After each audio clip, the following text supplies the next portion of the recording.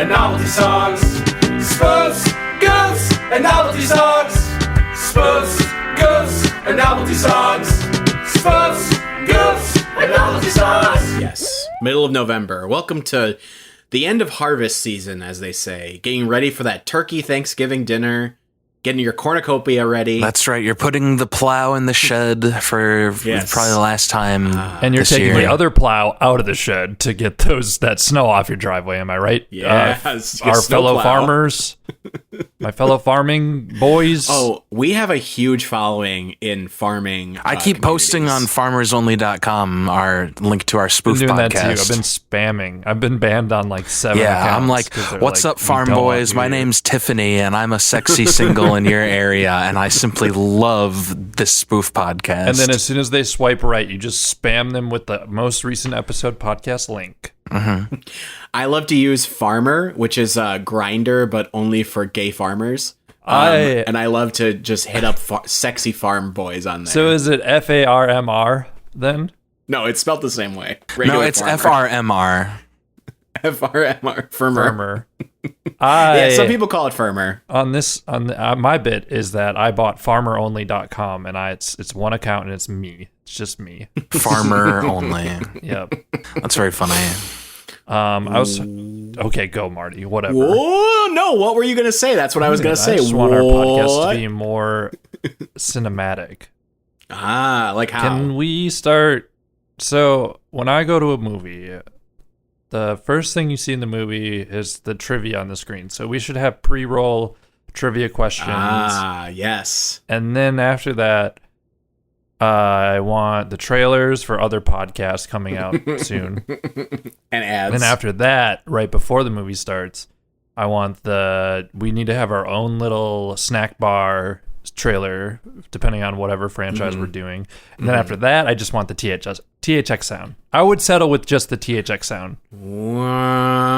No, not that. I need a better one. I need a good clean take. Okay, Scott, go for it. Scott sound.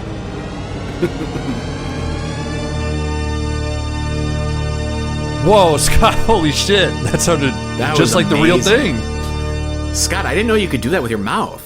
It wasn't my mouth. I didn't. Whoa! God. Welcome to Spoofs, Goofs, and Novelty Songs. The podcast about dumb shit. Energy's low today, boys. This energy in the studio is low. We're exhausted. 2020 has been a little bit of a year. Am I right, people? Boy. And we're headed to winter, which means the sun goes down earlier. It's like 4 o'clock. I don't remember people. I feel like, honestly, like since like 2016, aka the killer year, everybody's been. I don't remember everybody being like, oh, the year, and like just saying like what year it was in an exasperated way, like, oh, 2017, yeah. No, because people. Do you think people were like, oh, 1997? Can we hurry it up? I remember a friend of ours who would constantly claim that 2009 was like the peak of society and stuff, though. So I've definitely heard that before. Yeah, you don't have to remember. He's right here.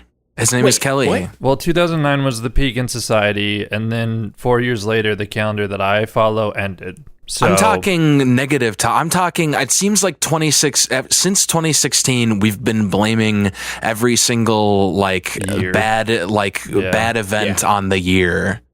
Ever since like ever since like 50 celebrities died in 2016, we've been like, oh, get it over with. And it's like, we're going to keep having years, unfortunately. Yeah. I think that was like just a thing people used to say, though. It'd be like, oh, they were gone too soon, or how could this year take this from us? But yeah, I think you're right that it was like the Bowie, Prince, and who was the third one? Like maybe Leonard Cohen was that year too, where it was like all these beloved musicians. 3 huge icons. Yeah. David Bowie. Now we have no Bowie and no Cohen. You're saying that like that's not true. Those are 3 icons. No, Leonard Cohen is much more obscure than Prince, I would argue. Okay, this is a semantic thing. Of course, we're getting into the weeds. We're getting into the weeds. You're right. Yeah, thank you. Okay. We'll agree to disagree. I looked up when the movie Ratatouille came out. Mm-hmm. It was 2007, so I think that might actually be the peak of society. But Kelly, this week we're reviewing I'm Gonna Get You, Sucka, a 1988 blaxploitation comedy written by, directed by, and starring Keenan Ivory Wayans in his directorial debut. Who? Keenan Ivory Wayans. Okay, I thought you said Wangs for a second. Wangs? Keenan Ivory Wangs? That's what it sounded like. So no, this is not Ratatouille, unfortunately. Okay. Wayans... I don't think Kelly said that he thought the movie we're reviewing was Ratatouille. I misheard. I'm a little bummed that it's not, but I haven't seen it recently. But also, there was a good... You guys know the You Wouldn't Steal a Car video? That's another thing that we need in front of our podcast. So You Wouldn't Steal a Car. That meme evolved into You Wouldn't Download a Car, right? Yeah. And then just this past week, I saw a meme that said, You Wouldn't Ratatouille. And I thought that was very good. Go ahead, Marty. I'm done talking about movies for the day. Here's what I'll say. Ratatouille, pretty damn good movie. Mm-hmm. I had never seen it until like last year. I talked about it again. Yeah. Yeah, gotcha. Keenan Ivory Wayans had been a writer and actor in the early 80s, but this is considered by many to be his big break. This was his first real shot at making his own work. The success of this film, as well as Wayans' other success starring and writing in other projects, led to the Fox Broadcasting Company offering Wayans his own show called In Living Color, a sketch and variety show that featured mostly a cast of color, though obviously the show launched the career of Jim Carrey. What of I'm Gonna Get You, Sucka? Well, it's considered a cult classic, a minor box office success.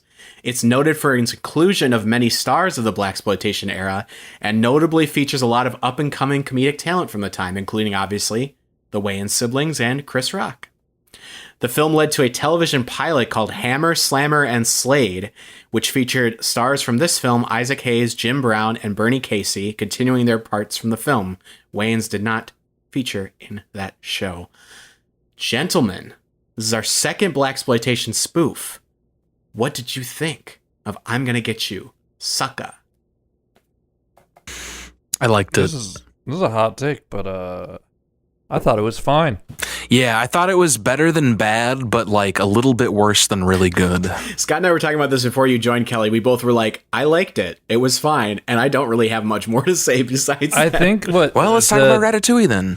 Yeah, I was going to. That was going to be one of my bits for this episode, but Scott just ruined it. I like it when Remy grab hair and make food. That was my favorite part. I like how that's a satire of how human usually move. Leave it to three white males. Yeah, thank you. Thank you. Three white males to not have a lot to say about this film. It's not our place. It's really not. Can Honestly, I tell you it's something? Yeah. Just really quick. Rat don't eat good food, rat eat bad food. But rat cook good food in film. Yeah. Oh my god, Ratatouille is such a slapper of a film. Leave it to three white males to Talk about Ratatouille. derail a blaxploitation conversation to talk about Ratatouille. I'm talking about Here's the Air Bud thing. next episode, so get ready, buckle up. This movie, I think, has a lot of... I actually think it's a solidly like written and made movie, even for like as low budget as it looks and feels. I think it's done sort of intentionally to feel like the movies it's ripping off. And this movie is like, it doesn't have a ton of jokes in my opinion, but every single joke it makes is like pretty good for the most part. Like it's there's a good rhythm of this movie of like every 3 to 5 minutes, there's a really complicated bit that's just like pretty clever and funny. And the narrative in this movie is not exhausting to watch. So yeah, as far as spoof movies goes, this is kind of an above average spoof. This is basically like what Black Dynamite did. But Black Dynamite turned up the volume a little bit, I think. Yes. Yeah, Black Dynamite is like this, but with made in 2020 or made in like 2009, whenever Black Dynamite was made, and with like more like a much bigger budget, right? Like it's just yeah. No, this movie 100% accomplishes what it's aiming for. I think it's entertaining. I think it's got a lot of good moments, funny moments. You're right that the narrative isn't exhausting to watch. Mm-hmm. I don't know. It has a lot of like good moments of making fun of blaxploitation films. One of my favorites was the jazz singer moment. That was where so funny. They go in and she's slowly singing "When the Saints Go Marching In," like trying to sing it sexy, but it's like such an unattractive horrible. song. Or she's doing it like jazz, like just she's like really taking some liberties with improvising. And that's a spoof on a bit that we see in not blaxploitation films too, but just Yeah, compare that to like the various lounge singer parts in Mel Brooks's movies, which we always complain about not being funny enough. And this is like the exact same joke, but like done in a way that we've literally watched like 60 spoof movies this last year. And this is the first one to do a good take on a lounge singer joke. It's a really that's a great example, Kelly. A great example. I love the constant callbacks to how does he pee? When they're talking about the photo of the dead body with all the gold chains on it. I love the idea that the gold chains are what sort of spirals the movie out of control, or is like one of the leading sort of... They basically say gold chains are like criminal... Yeah. Like addictive or something. He OG'd is the term that they kept using for people who died from gold chains. Yeah. It felt a little bit like I felt a little kids these days with the OG. Certain parts of it, yeah, being like rap culture is bad for society. Well, okay, maybe. I guess I don't know the motivation. My take on it was that it was like how white people saw gold chains back then, but maybe kids these days. Hey, I've seen Rugrats all grown up. I know all about that. I don't think Scott's wrong. I think it is a little like, like the youth, when we were young, because that is like the theme of the movie overall is like the main character, Keanu Ivory Wayans, has to like get these ex-heroes of his neighborhood to help him bring down Mr. Big, who killed his brother and is trying to prostitute his brother's wife. So like the idea that it's also like doing that on top of that, it's like this movie's very much about like, as much as it's making fun of blaxploitation movies, it is very like paying homage to it, like very like honoring the people who made those movies, I would say.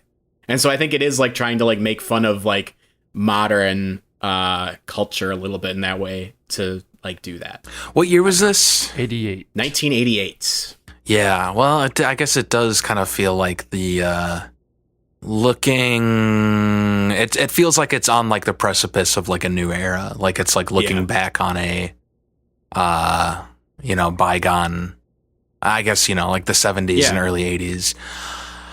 You know who I liked and I wish was in the movie more was the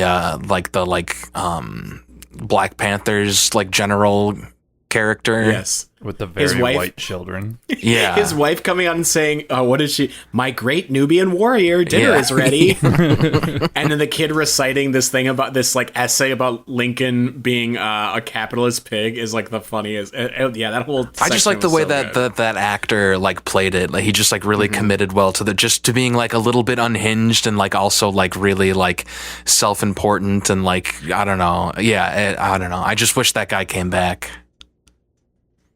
What about the bean bit that they had for that guy? Just the fact that he kept offering beans. Bean soda. Was that like bean ice cream? Like a reference to anything? Or was I think it just to like how those people, they're like sort of like how like there's like certain like granola white people. It's like kind of the same thing where just like he's like a back to the earth like hippie sort of a guy. All right. I enjoyed that bit. I think in general, I liked all of the I enjoyed everybody's performances. Like Damon Wayans is like really great as like the kind of main henchman villain. Yeah. I think we saw a similar dynamic play out in Kung Fu Hustle, where there's like the sort of like, or it's like a classic like villain duo of like the sort of like the smart one who's like scheming but is like kind of like weaselly and like weak, and or like they're both cowardly, but then there's like the dumb one. Yeah, I don't know, just something I noticed, a little Abbott and Costello-y kind of thing. Yeah, very classic kind of setup and comedy duo thing. I also really dug the Keenan Ivory Wayans is about to sleep with a woman and he's lied to her about how big his penis is. And then he reveals that it's not that big, and then she proceeds to like disassemble her entire body, revealing that like she is wearing a wig, and then she's also using like fake breasts, fake ass, she has fake legs. And I loved that bit. I thought it was like so bananas. I thought it was actually a little bit I don't know. It's like if you take it at face value, I get that it's funny, but if it's like trying to make a point that like, oh, women are like lying to men by like wearing makeup and stuff, then I didn't take it that way. I thought it was like, you know, he reveals like one fake thing and then she reveals like 10 fake things. I couldn't tell if that was the point they were trying to make. And if it is, then fuck that. But it also could not be. I don't know. I could be wrong. I'm with you on that, if that is what they were trying to do. It was between that and then just the overall like flatness of the female lead being such a like one-dimensional character that I just thought like if there was one complaint I had about this movie, it seemed like it didn't treat the female characters the best. But hey, it's a spoof movie from the 80s. It's kind of a lot to expect. I don't think you're wrong. I think that scene, though, in particular, I think they were trying to do like their take on men lying about their body in some way. And I think I took it as the opposite almost. Like I took it as like a little, not empowering. That's too strong a word for it, but like trying to like turn it on its head that like men constantly lie to get women into bed, and in this case they're like, oh, this woman lies to get men into bed instead. I thought that was like a good, I don't know, I think you're probably right actually. I think I just liked that it was silly, but yeah, well, because that's the thing is like even like I thought too that it was like none of the things were like that bad. I don't know, like it just seemed I don't know, it was it was a little weird. And then, and it also could be that just the female lead was also just a shitty actor. But like, boy, oh boy, was that character like kind of the least interesting. They definitely like, as much as I thought the narrative of this film, like him becoming stronger over the course of the movie was like a good thing. But it was like any relation towards him being interested in his dead brother's wife was like, it was not, that was the biggest part. Yeah, even that's like a weird thing to set up, and they really go out of their way to do it. Like, yeah. I like the mom, though. I think this movie also did a really good. Another sort of similarity with this in Kung Fu Hustle, actually. Yeah, and they did the same thing where it's like she's secretly like this kick-ass person, but their reveal of how it's like a stuntman doing all of her stunts for her is just a hard cut, and it's clearly a man in a wig doing all the stunts. Yeah, which has been funny. Played out, but so good. This, they were probably the first ones to get there. So yeah, hats off. I think because it's so, but it's so like it's just because it's literally just a hard cut from one shot to another angle of her, and it's just a different person. That I think is like that's why I liked it. I was like, it was so in your face with it. Yeah. Well, he LMAO, like our favorite band. Yeah. LMAO. LMAO is the Kids Bop version, dude. As a Ratatouille. Oh my god. I give it 0. 0 Ratatouilles out of 1. Because it's not like Ratatouille at all. Yeah, is there anything else we have to say about this movie? Just good job. Honestly, watch it. Like, it's out of the spoof movies that I like had no idea what I was getting into. This is one I was very pleasantly surprised by. Yeah, I'm surprised this one's not more of a staple of spoof movies. I feel like it doesn't get the credit it deserves because I think it hits a lot of notes really well compared to other movies that we've watched that are like literal staples in the spoof community on spoofforums.net. Mm-hmm. The website you run. Yes. I think this movie usually does get brought up, but it's usually in relation to like this was Wayans' first big thing before, because remember he went on to make like all the scary movies and a ton of other projects and stuff.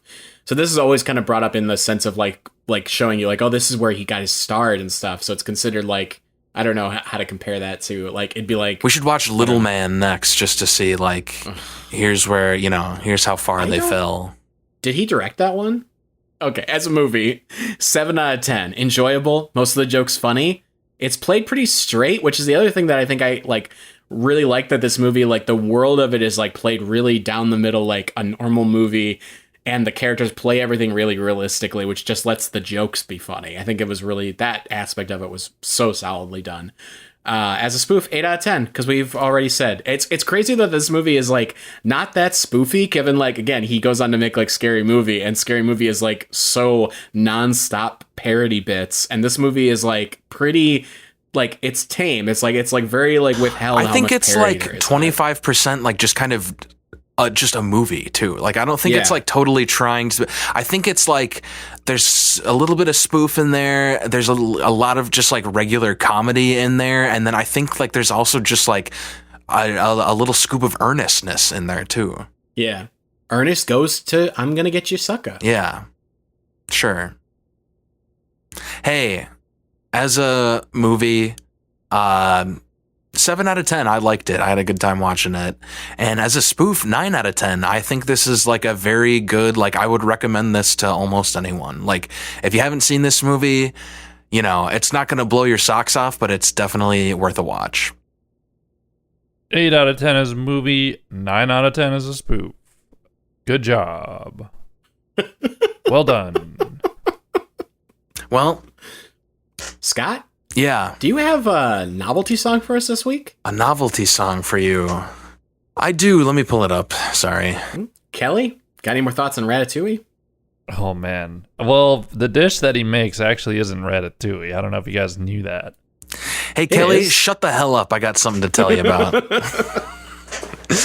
Boys, today we're talking about a little tune from the 90s. It's one of my favorites, and I hope one of yours.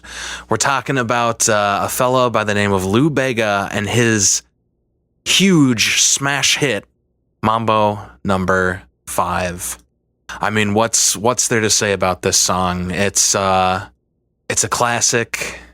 It goes off. I think it's made the list as like the worst song. It made some list as that, but I think it's a bit of campy fun. It's I don't know, if you haven't heard this one, then you must be living under a rock, but let's jog your memory and get a little taste of Mambo number 5, 1999. I must stay deep, cause talk is cheap. I like Angela, Pamela, Sandra, and Rita. And as I continue, you know they're getting sweeter. So what can I do? I really bag you, my lord. Who doesn't like this song? This song is a bop. Like, it's fun. It's like audible cotton candy. Like, yeah, it's bad for you, but like, ooh, it's a pleasure to the senses. So, no novelty song section would be complete without a little quiz. You ready, boys? Yeah, I'm ready. I'm watching Ratatouille, but I'll hit pause. Hold on a second. These are freeform answers here. Buzzing with your names. Question 1. Where did this tune peak on the American Billboard chart? Kelly, number 1. Marty, number 5. Oh my God. You guys tied. It was number 3? It's number 3. 2.5. A hay point for each of you. All right, I'll take it. I'm surprised it wasn't number 1, actually. I know. Me too. Well, I'll tell you where it was number 1. It was number 1 in France. How many weeks was it on the number 1 in the number 1 slot in Vive la France? Parlez-vous français, Marty? I'm gonna go 10 weeks. Kelly? I'll go 11 weeks. Kelly, by approximation, it was number 1 in France for 20 weeks. Why? Le Mambo number 5 for me, a little bit of Monica. Have you heard the French version, Marty? It's very fun. Very fun song. Trois. Oui, Monica, oui. That translates to yes, Monica, yes. Where is Lou Bega from? Where is Lou Bega from? Marty, North America. Kelly, you've got a chance United to steal. States. Oh my God. Well, Marty, you were wrong, and Kelly, you were more specifically wrong. What if I told you Lou Bega is from Germany? Wow. I should. Oh, it's Lou Bega. Lou Bega. Mambo number 5 samples heavily from the original Mambo number 5, a dance song written by Damasco Perez Prado. Where is he from? Kelly, I'm out. I'm not interested. I don't want to answer this. As well, Marty, you don't have to answer to get the point, but I guess you still can if you'd like. Can I get the what was the guy's name again? Damasco Perez Prado. Damasco. Well, Prado makes me think of Prego, which makes me think of Italy, of course. No, he's from Cuba. Yeah, you should have known that. Close. Prada makes you think of Prego. It should make you think of Juno. It should make you think of Ellen Page. And there you have your answer. Of course, Cuba. He's from Ellen Page. And Elvin you turn Page. to a page in the atlas that has Cuba on it. Question 5, where we got multiple points. Hold on, I gotta get Archie away from the microphone. No, get him on. Special guest, Archibald. Can we get Jughead in on this too? Question 5, we got multiple points available on this question. In 1999, after the success of Mambo number 5, Lou Bega released a Disney version, specifically for Radio Disney, where he changed the lyrics to the chorus to be about Disney characters. I'm going to read off the lyrics, and I'm going to leave some of the names blank. After you hear me give a blank, you can buzz in to fill in the name. So, Mambo number 5, Disney version chorus. Here we go. A little bit of Minnie in my life, a little bit of blank by her side. Mickey, Kelly, Mickey. So wait, did Mickey guess Kelly? No, Kelly guesses Mickey. I got them all confused. All right, fair Pretty sure enough. I've heard this that's a song. point. That's a point for Kelly. I got an Oh, advantage on this round. I listened to Why? this shit growing up. No. Oh, no. Wow, what a privileged child. I'm so screwed. A little bit of Donald's all I need. A little bit of blank is what I see. Marty, Daisy. Marty, you've gotten a point. Yeah. The Kelly. underdog. The underdog gets a point here. A little bit of Pluto in the sun. Blank, blank, blank. Can't go wrong. Kelly, wait, blank, blank, blank. Mm-hmm. Yeah. And that's a clue. Blank, Huey, blank. Dewey, Louie. That's correct. That's 3 points, Unfortunately, baby. That's 1 point 3 for you. points. That's 3 1 points. point. 1 point. Why are 1 Huey, point. Dewey, and Louie paired up with Pluto? That doesn't make any sense. I don't know. You're going to have to ask Mr. Bega. A little bit of blank, everyone. A little bit of him makes life so fun. Walt Disney. Kelly, Goofy. Marty, please follow the rules and use your name to buzz in. A little bit of Walt Disney, everyone. A little bit of Goofy, everyone. It's Goofy. Kelly wins. I crushed. Well, there you have it, boys. That's Mambo number 5. Lou Bega, play it at your wedding. Why didn't you just bring in the mini Mickey version as the actual novelty song? Well, check in next week. Yeah, next All time you can do right. that. I'm And then you excited. can. The quiz can be all about The regular replacing the names. names. It's Rita. Rita. Album was that on? What album? It's Mickey Do Rock Around to Rock Around in Oh my Mickey's God. Town. Cut his mic. No, they had. I can. I will in post. They Don't worry. had. Marty. I'm not allowed to talk about all the great Disney songs.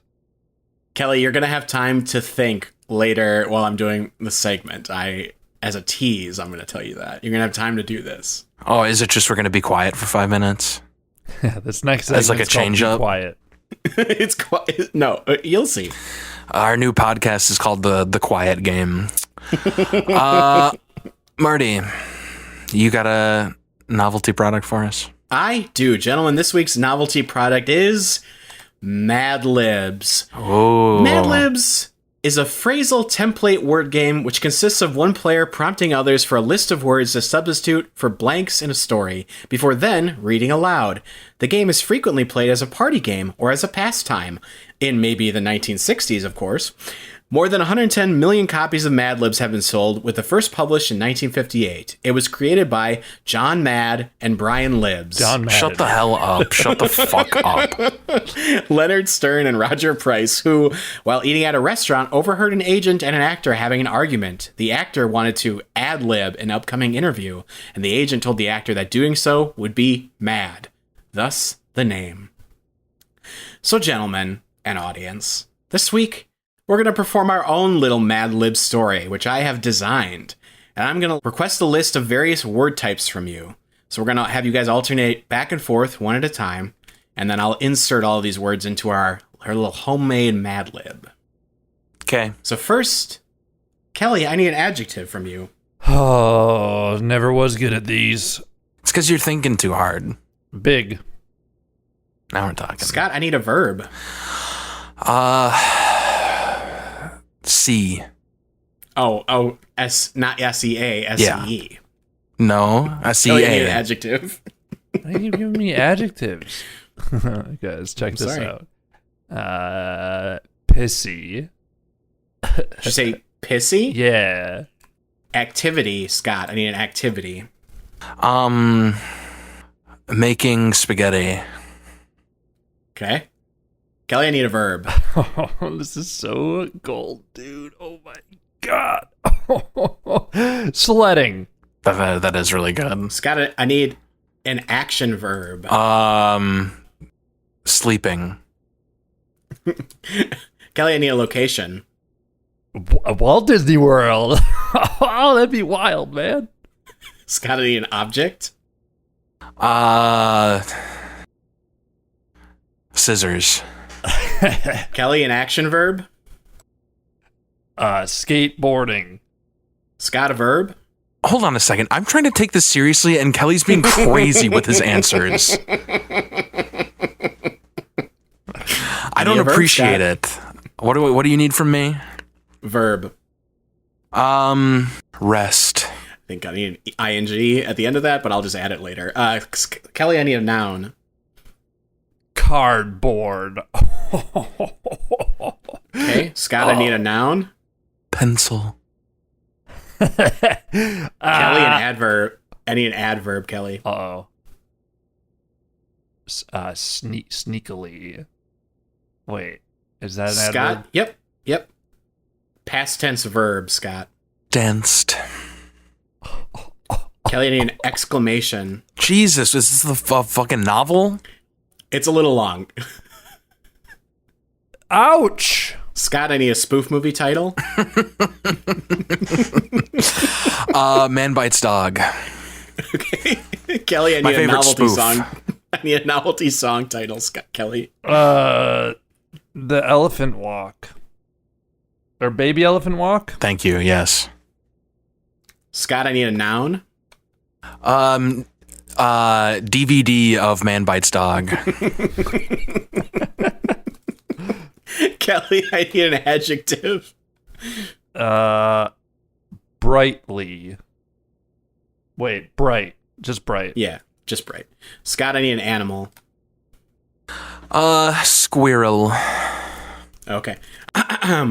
A Mad Libs by Martin, Kelly, and Scott. One day, the big host of Spoof, Scoofs, and Novelty Songs, Martin Kashabowski, was seeing. He was pissy from a long day of making spaghetti, which of course his two best friends, co-hosts of Spoof, Scoofs, and Novelty Scones, Kelly and Scott, were also participating in. Soon enough, Martin sledded into a deep slumber, sleeping down Walt Disney World near the White House. With his scissors in hand, Martin was skateboarding, just before the Secret Service arrested him. However, little did they know that Martin had cardboard. Martin stood back up, shook each of their pencils, and walked away calmly. Sneakily, Kelly and Scott danced Marty awake. Ouch, Marty! It's almost time for us to begin recording our new episode about Man Bites Dog. Don't worry, Kelly, Scott said. I'll handle this week's novelty song. It will be Baby Elephant Walk. Well, I guess I'll show my DVD of Man Bites Dog as a novelty product, Kelly said. Marty, bright as a whistle, stood up from the table. That'll do, squirrel. That'll do. Wow. That's very good. Wow, Such Mad fun. Libs are so cool. You've convinced me, Dad. You're right. Now it's time for us to take a long car trip and do that for 3 more hours. You're right, Dad. I should learn how to write with a pencil. Oh, now I get it. I've learned my lesson. What is everyone's closing thoughts for this week's episode? Any closing ideas or thoughts? I don't know. I got like about 10 more minutes worth of stuff to say, honestly. I got a lot on my mind. Go for it. Well, We're waiting. oh boy. What can I say? You know, it's What can one say about, things these days? it's been a tough year, and I blame it all. Hey, 2020, can we get this over already? Oh my God. What a year. But hey, we all just got to pull through and watch some spoof movies and really just look at the lighter side of life, because there's still a lot to laugh about, and you just got to keep on. Hey, shoot for the moon, because if you miss, you know what? You land amongst the stars. That's all I got to say. you might make it to Mars. Yeah, has it been 10 minutes? Yes. I think that'll do it for That's us this 10. week. That's a tight 10. Thank you, Scott. Thank you. Next up on the stage, he's the closer of the podcast, Marty Kazabowski. Is this mic on? Testing.